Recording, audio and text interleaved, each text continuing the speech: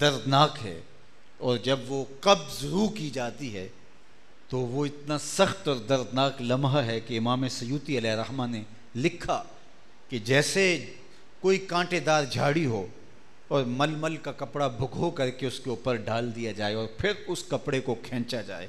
تو جس طرح وہ تار تار ہوتا ہے، یہی حال قبض روح کے وقت بندے کا ہوتا ہے۔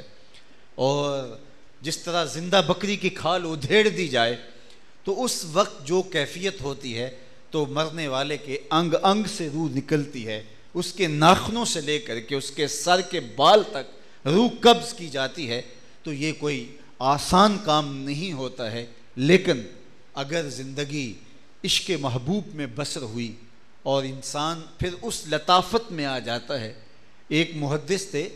انہوں نے یہ حضور کی بارگاہ میں عرض کی، خواب میں حضور کا دیدار کیا تو کہا کہ مختلف روایات ہیں۔ ایک روایت میں یہ آتا ہے کہ موت بہت بھیانک لمحات ہیں وہ، اور روح کیسے کھینچی جاتی ہے، اور دوسری احادیث کے اندر مومن کی آسانی کا ذکر کیا گیا ہے۔ تو ان دونوں احادیث کی تطبیق کیسے کریں گے؟ تو فرمایا کہ سورہ یوسف کی تلاوت کرنا۔ جو خواب میں اس شخص کو حضور نے ارشاد فرمایا وہ یہ تھا کہ سورہ یوسف کی تلاوت کرنا۔ وہ صبح اٹھا اور حضور کے دیدار کی لذت سے جو سرشاریاں نصیب ہوئیں اس میں وہ ایک عجیب فرحت محسوس کر رہا تھا، اور یہ یقین اور طے شدہ بات ہے، جس نے خواب میں حضور کو دیکھا اس نے حضور کو ہی دیکھا ہے۔ فرمایا شیطان خواب میں بھی میری مثل ہونے کا دعویٰ نہیں کر سکتا ہے۔ تو اب جو مسئلہ حضور کی خدمت میں پیش کیا کہ موت کی سختیوں کا ذکر بھی آتا ہے اور موت مومن کے لیے آسان بھی ہے، تو یہ کیسے ہے جب اتنی سختی سے روح ایک ایک انگ سے نکالی جاتی ہے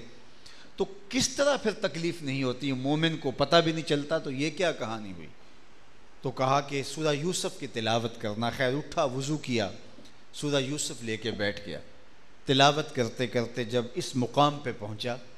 جب زنان مصر نے جمال یوسفی کو دیکھا اور ہاتھوں میں ناشپاتیاں تھیں